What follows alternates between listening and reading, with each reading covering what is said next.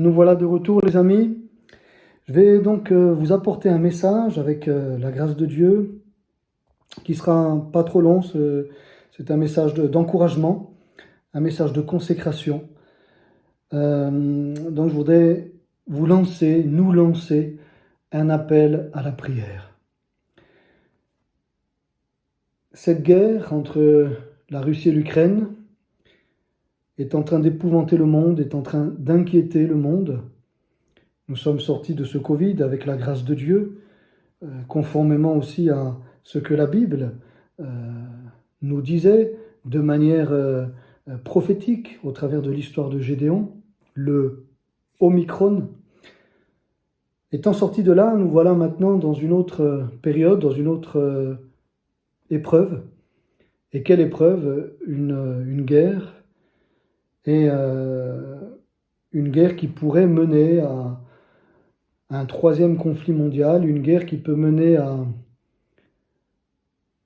des manques au niveau alimentaire dans beaucoup de pays, une guerre qui peut mener aussi à toutes sortes de restrictions au niveau du chauffage, au niveau du déplacement des voitures, etc. Et tout cela est conduit par Dieu, tout cela est permis par Dieu. Que devons-nous faire? Frères et sœurs, je crois que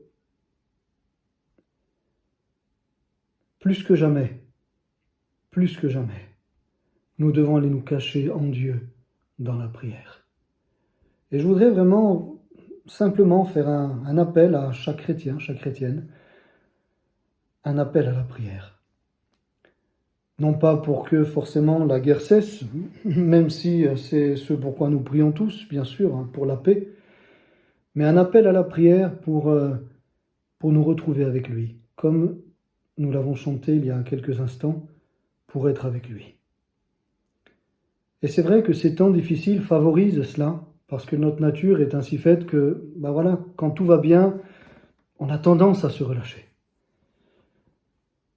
Et ces événements difficiles, compliqués, doivent être pour nous vraiment l'occasion de retrouver l'essentiel, de revenir à l'essentiel, qui est d'être avec Jésus.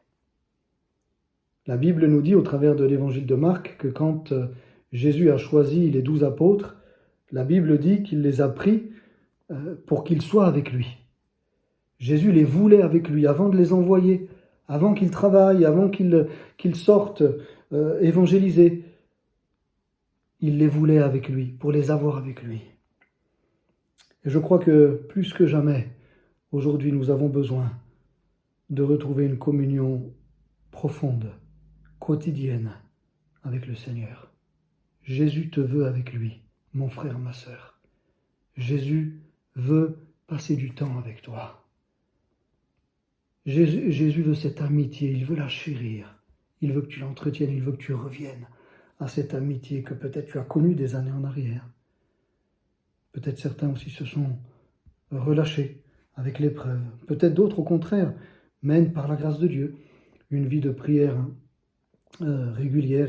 Mais le Seigneur, il veut toujours plus parce que il nous aime tellement fort. Il nous aime tellement fort.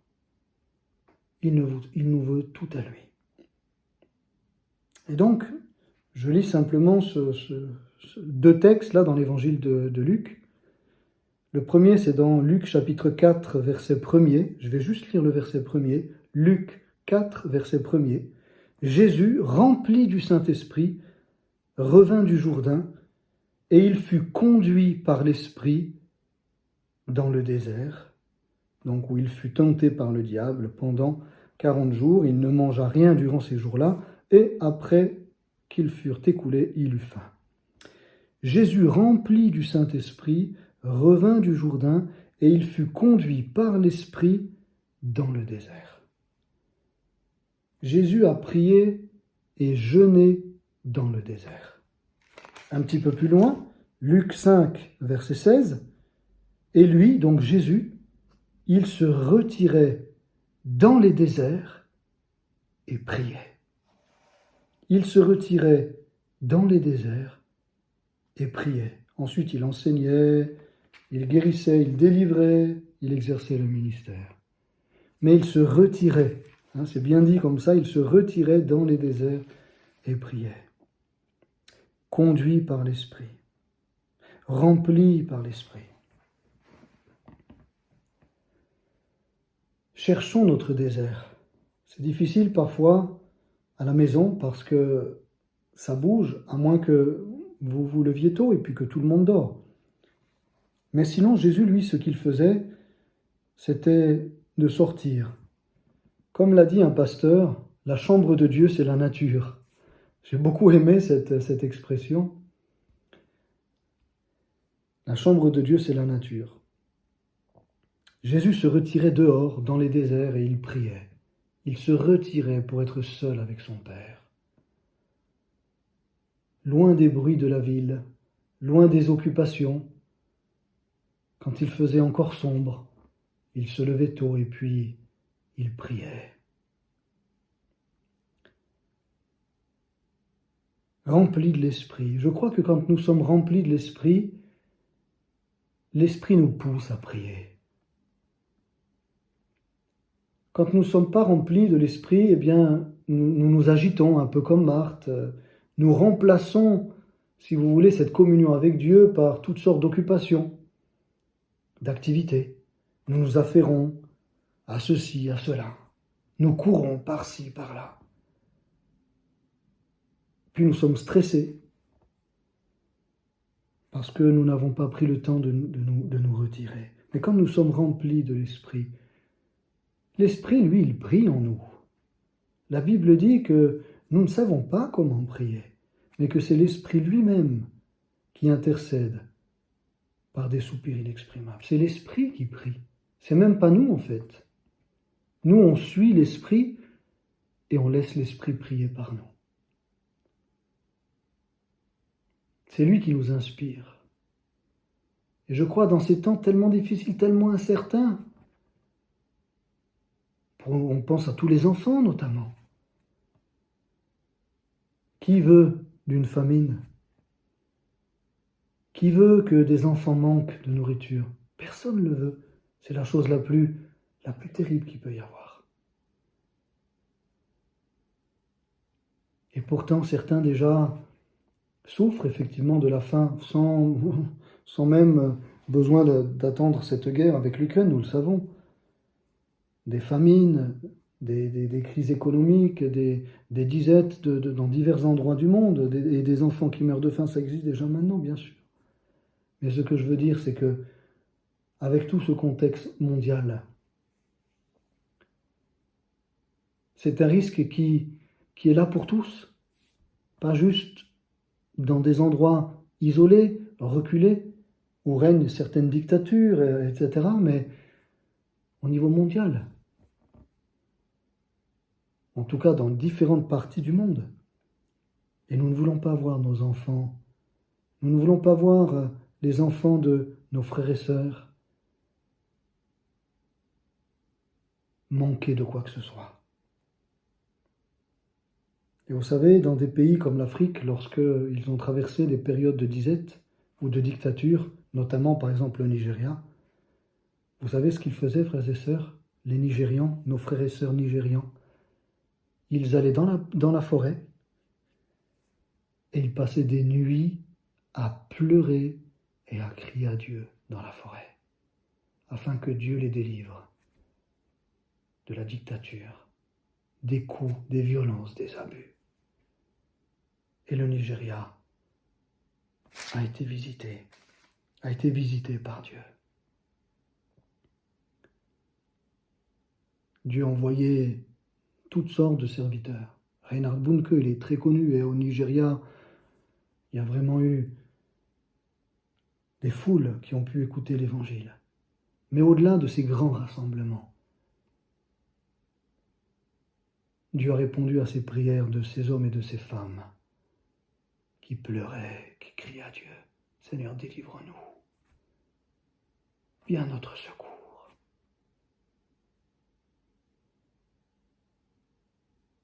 Et j'ai envie de dire, nous en Europe, dans nos pays occidentaux, on s'est endormi dans la prière. Parce que finalement, on s'est laissé souvent avoir par le matérialisme, par le confort, par la sécurité. Et aujourd'hui, au travers de cette guerre, au travers des risques et des conséquences de cette guerre, économique notamment, je crois que le monde réalise que la fin tient à si peu de choses. Première guerre mondiale, Deuxième guerre mondiale, et pourtant le Seigneur n'était pas encore revenu. Et je crois que nous devons prier. Et que l'Esprit nous pousse, vraiment nous pousse, à nous lever, à nous retirer pour prier.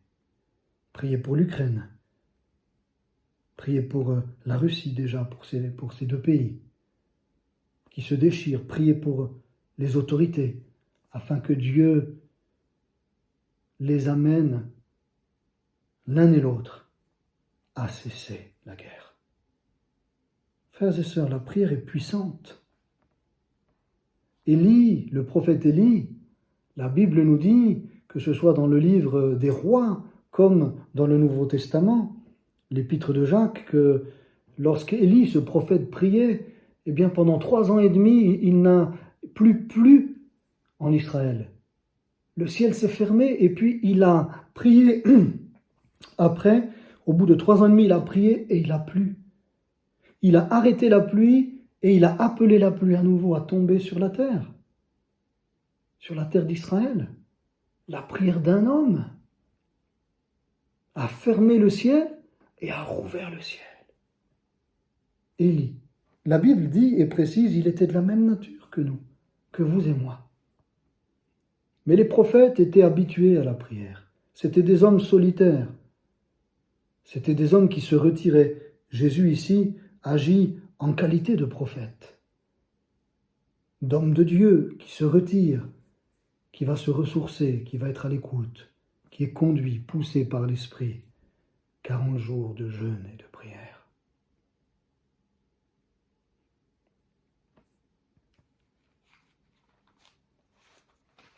Et je crois que si vous et moi, nous nous retirons,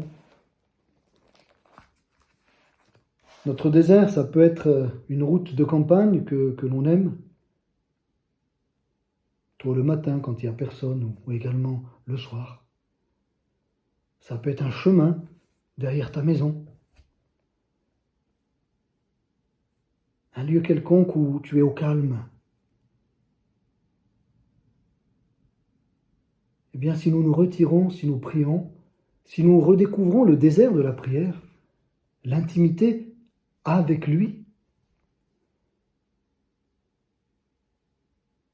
et que nous sommes nombreux, frères et sœurs, qu'une armée vraiment se lève, une armée d'intercesseurs. Moi, je suis tellement content de l'œuvre de Dieu dans notre communauté.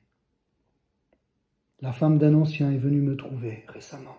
Frère, est-ce que vous seriez d'accord que nous mettions une réunion de prière supplémentaire à 16 heures l'après-midi pour que ceux et celles qui ne peuvent pas, parce qu'il y a les enfants, etc. le soir, puissent venir prier l'après-midi? Mais vous vous rendez compte?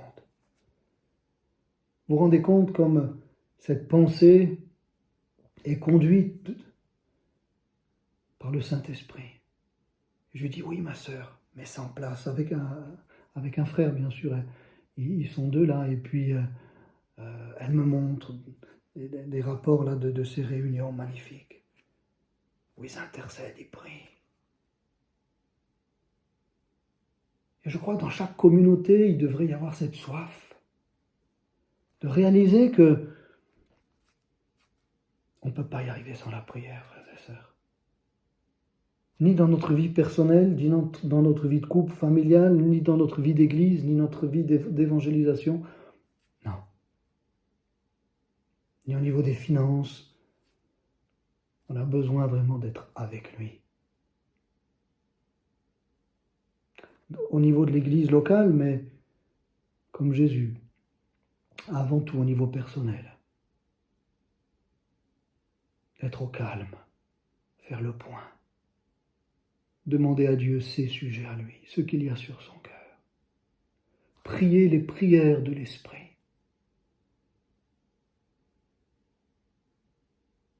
Je crois donc de tout mon cœur que si une armée se lève dans toutes les églises, dans le calme, dans la sérénité, dans la tranquillité, dans l'humilité, mais aussi dans le combat, dans la hardiesse de la foi, je suis convaincu que si Dieu a pu fermer le ciel par la prière d'un homme et rouvrir le ciel par la prière d'un homme, il pourra arrêter la guerre par la prière de l'Église. Il pourra empêcher une troisième guerre mondiale par la prière de l'Église. Il pourra empêcher des famines au niveau mondial, une crise économique comme on n'en a jamais connue au niveau mondial par la prière de l'Église. Un homme a fermé le ciel. Un homme a rouvert le robinet du ciel parce que c'était un homme qui connaissait Dieu dans la prière, Élie le prophète. Et Jésus aurait très bien pu, voilà, il est Dieu, donc sur la terre, il aurait très bien pu se passer de prier et puis agir simplement. Non, non, non. Jésus était fils de l'homme et fils de Dieu, et il a voulu nous montrer que c'est un ministère que lui aussi a exercé et qu'il continue d'exercer. Parce que la Bible dit que Jésus est au ciel et qu'il intercède pour toi et pour moi. Et qu'il intercède pour nous. Il intercède auprès du Père en faveur des saints. Vous vous rendez compte? Même encore maintenant, Jésus prie. Comment pourrions-nous nous arrêter de prier? Puisque Jésus continue de prier pour nous alors qu'il est dans le ciel. Il nous a laissé son esprit afin que nous puissions prier ses prières. Frères et sœurs, ce qui est en train de se passer est grave. Et je crois que tout peut basculer. Tout peut basculer. Si l'Église se lève, prend son rôle, intercède et demande à Dieu que la guerre s'arrête, que les cœurs soient apaisés, qu'on ne massacre plus des enfants, des femmes, des personnes âgées, qu'on ne détruise plus leurs habitations, qu'on ne les prive plus de nourriture. Que ce soit bien sûr en Ukraine, comme dans d'autres pays du monde. L'heure est grave. L'appel à la prière, il est pour toute l'Église aujourd'hui. Même si c'est là-bas, même si soi-disant ça nous concerne peu, parce que pour l'instant, aujourd'hui, il n'y a pas de bombe chez nous. Parce que pour l'instant, les magasins sont remplis, nous pouvons encore aller nous servir. Frères et sœurs, vous savez, le monde peut basculer du tout au tout. Vous pensez que durant cette période qui a précédé la Seconde Guerre mondiale, les Juifs, les Tziganes et puis les peuples du monde se seraient attendus à une telle horreur? Alors que l'Allemagne était au zénith de la science, de la littérature, alors qu'il y avait eu ces années folles, les années 20, peut-être on aura l'occasion d'y revenir dans une vidéo. Parce que je crois de tout mon cœur que notre histoire, notre époque, non seulement elle est décrite dans la parole de Dieu, mais elle nous annonce l'avenir. Elle nous annonce ce qui vient. Et non, ils n'avaient pas vu venir Hitler. Ils n'avaient pas vu venir tout ce qui s'est passé. Puis ça a été la même chose avec la Première Guerre mondiale. Prenons au sérieux tous les conflits, mais prenons au sérieux ce qui est en train de prendre place là. Les négociations n'aboutissent pas. La haine perdure. Mais nous avons la prière. Élie a fermé le robinet et a rouvert le robinet du ciel. Parce qu'il connaissait Dieu dans la prière. Alors nous pouvons, nous aussi, levons-nous, frères et sœurs, fermer le robinet de la haine. Et au nom de Jésus, ouvrir le robinet du pardon. fermer le robinet de la détestation et ouvrir le robinet de la réconciliation. Entre l'Ukraine et la Russie, ils sont frères. Comme Benjamin et Israël à l'époque des juges, ils sont frères. Alors nous voulons nous retirer, poussés par l'Esprit, dans nos déserts, qui sont nos chemins de campagne, qui sont notre chambre, qui sont notre lieu secret, entre nous et lui, entre nous et le Seigneur. Nous retirer, afin d'invoquer le Seigneur, qu'il épargne le monde de ce que l'ennemi voudrait faire, le terrasser. Parce que viendra un temps où ce qui est écrit dans la parole s'accomplira, les jugements de Dieu. Mais nous voulons encore, avant ces jugements, regardez, le Seigneur n'est pas encore revenu. La preuve, il n'est pas encore revenu, donc c'est encore possible que nous ayons un réveil. C'est encore possible que Dieu sauve. Il y a encore tellement d'hommes et de femmes qui ne connaissent pas Jésus, frères et sœurs. Je vous en supplie. Tellement d'hommes et de femmes qui ne connaissent pas Jésus. Je vous en supplie. Je crois vraiment, dit le Seigneur. Comme Paul le disait aux Philippiens, je vous en supplie. Eh bien, j'ose vous le dire avec tout mon cœur, frères et sœurs, je vous en supplie. Retirez-vous dans la prière, dans la solitude. Chacun pour sa part, et aussi dans vos maisons. L'heure est grave, mais nous pouvons, par la puissance de la prière, par la puissance de la foi en Jésus-Christ, par la puissance de la communion de toute une Église qui se lève, du corps de Christ qui se lève et qui combat le bon combat, nous pouvons renverser la vapeur. Et nous pouvons faire qu'au lieu qu'il y ait des choses horribles, terribles, au lieu qu'il y ait une décadence, au lieu que nous allions vers le noir, vers le mur, un temps de réveil sur les nations. Un temps de salut sur les nations, un temps de guérison, de délivrance sur les nations. Moi, je veux le croire de tout mon cœur, en Suisse, en France, en Europe, alléluia, mais aussi dans le monde. Je veux croire que nous irons prêcher dans toute l'Europe. Je veux croire que nous irons prêcher jusqu'aux confins du monde, que Dieu nous laissera encore le temps pour le faire. Avant l'Apocalypse, avant les jugements de Dieu.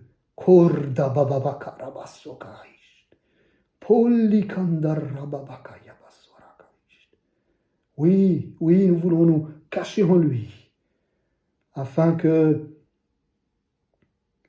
il puisse encore donner du temps pour que des hommes et des femmes puissent rencontrer le Seigneur et que nous soyons épargnés, au nom de Jésus, de ce que l'ennemi aurait prévu de faire. Alléluia, nous voulons nous lever, nous voulons combattre, rien n'est figé. Il nous faut frapper à la porte du ciel et il nous faut combattre le bon combat de la foi. Rappelez-vous Élie, le prophète. Dieu l'a utilisé pour fermer le ciel et pour le rouvrir au bout de 3 ans et demi. Nous sommes de la même nature que lui et nous voulons être ensemble. Nous voulons prier les uns pour les autres. Nous voulons prier pour l'Ukraine. Nous voulons prier pour la Russie. Nous voulons prier pour ces pays en guerre. Prions, frères et sœurs. Ô Jésus, notre cœur crie vers toi. Tu es notre seule ressource. Tu es notre seul secours.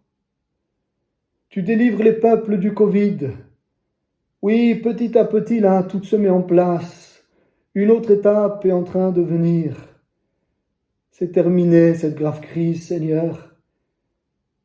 Et maintenant, une autre page se tourne avec ce nouveau défi qui est là devant nous. Seigneur, nous te prions pour l'Ukraine. Nous te prions pour la Russie. Nous te prions pour que vraiment tu mettes la paix dans les cœurs. Nous te prions que toutes celles et ceux qui sont comme Saul de Tarse et qui veulent avancer dans la guerre, qui veulent avancer dans la méchanceté, qui veulent faire le mal, que tu les arrêtes comme tu as arrêté Saul de Tarse, que tu les arrêtes, Seigneur. L'Église priait parce que cet homme ravageait ton Église, cet homme ravageait l'Église de Jésus-Christ, et l'Église priait. Et tu as arrêté cet homme, alléluia, comme tu arrêteras ces hommes qui veulent continuer la guerre. Tu les arrêteras sur leur chemin de folie. Alléluia. Tu les arrêteras et tu feras que même ils puissent te rencontrer. Je t'en supplie, Seigneur. Du côté russe comme du côté ukrainien, tu feras même qu'ils puissent te rencontrer. Toi, cette lumière qui a aveuglé l'apôtre Paul, qui l'a arrêté sur son chemin de folie, arrête-les. Ces hommes de guerre, arrête-les, Seigneur. Arrête-les, ils font du mal aux enfants, Seigneur. Ils font du mal aux femmes enceintes, Seigneur. Ils font du mal à nos vieillards, Seigneur. Ils font du mal à ton peuple, Seigneur. Ils font du mal à la création de Dieu. Ils font du mal, Seigneur, à des hommes et des femmes que tu as créés à ton image. Ils font du mal. Ils obéissent à l'ennemi. Ils obéissent au diable. Seigneur, viens. Viens arrêter ces typhons. Viens arrêter ces ouragans. Viens arrêter ces tempêtes qu'il y a là dans leur cœur et qui les amènent à déclarer, à déclencher, à persévérer dans cette pensée de guerre. Seigneur, viens les arrêter. Nous te le demandons. Je te le demande avec notre assemblée, Seigneur. Oui, avec mes frères et sœurs que j'aime. Nous te le demandons ensemble. Interviens et que la guerre s'arrête. Que les combats cessent. C'est toi qui fais cesser les combats, dit ta parole, jusqu'aux confins de la terre. C'est toi qui les fais cesser. Ta parole nous dit que tu as dit un mot. Un mot. Tu as dit silence à la mer et elle s'est apaisée. Et le vent s'est arrêté. Alors nous voulons dire silence à cette guerre. Silence à tous les combats. À tous les combats. À tous les combats, que ce soit en Afrique, comme en Asie, comme en Amérique latine. À tous les combats. Où des enfants, où des innocents subissent la folie des hommes. Seigneur, interviens. Oh, nous avons confiance en toi. Une entière confiance en toi. Et c'est pourquoi nous prions. Merci Jésus, parce que tu vas intervenir, parce que c'est toi qui as la clé. Et ta parole nous dit que lorsque tu ouvres, personne ne peut fermer. Alléluia, tu vas ouvrir la porte. Tu vas ouvrir la porte pour des temps meilleurs, pour des temps favorables pour l'évangélisation, des temps favorables pour revenir vers Dieu, des temps favorables pour inviter des hommes et des femmes à l'église, inviter des hommes et des femmes à venir prendre un repas avec nous à la maison, des temps favorables pour un temps de tranquillité, de paix, Seigneur, avant la véritable bourrasque apocalyptique qui viendra, comme ta parole nous le dit. Mais Seigneur, encore un temps, nous t'en prions Jésus, accorde-nous encore un temps pour annoncer ta parole. Trop de gens meurent encore, Seigneur. Regarde combien encore ne t'ont pas rencontré, combien encore n'ont pas fait la paix. Dans nos familles, dans nos amis, autour de nous. Encore du temps, Seigneur. Encore du temps, Jésus. Parce que comme il est dit dans ta parole, tu veux que tous les hommes soient sauvés. Alors eh bien le plus grand nombre. Oui, Seigneur, accorde-nous encore du temps, non pas pour nous, mais pour eux. Non pas pour nous, mais pour ceux qui ne te connaissent pas. Non pas pour nous, mais pour les malheureux. Non pas pour nous, mais pour les pauvres. Non pas pour nous, mais pour les indigents. Non pas pour nous, mais pour ceux qui souffrent, Seigneur. Oh, korata kireke sokatandi bishpiri de geist. Alléluia, tu nous as donné cette âme, Seigneur. Nous voulons l'utiliser de tout notre cœur. Prier avec nos tripes, avec nos entrailles, avec la foi que tu as toi-même déposée dans nos cœurs. Merci Jésus, parce que tu vas intervenir, parce que ton peuple se lève, parce que l'Église se lève, alléluia, tu interviendras. Par la foi, nous déclarons ta victoire. Par la foi, nous déclarons ta victoire. Au nom de Jésus, Père Céleste, au nom de Jésus, ton Fils, Père Céleste, nous t'avons demandé ces choses et nous persévérons dans nos demandes, conduits et poussés par l'Esprit. Amen, amen, amen. Amen, Seigneur. Amen. Amen. Soyez bénis, mes frères et sœurs. Encore une fois, je salue mes frères et sœurs de notre communauté ici des Verdons. Voilà, que j'aime de tout mon cœur, vraiment. Merci pour votre soutien. Merci pour votre sérieux. Merci pour la qualité de de votre amour, de votre amitié. Merci pour votre collaboration. Merci pour vos sourires. Merci pour votre compréhension. Nous sommes ensemble, oui, avec notre communauté, mais aussi avec les autres communautés de Diverton, avec les autres communautés en Suisse, avec les autres communautés en Europe et partout. Tous ceux qui nous entendront, eh bien, nous sommes avec vous, nous sommes ensemble dans ce combat de la prière. Et au nom de Jésus, nous remporterons ce combat avec lui. Amen. À bientôt, frères et sœurs.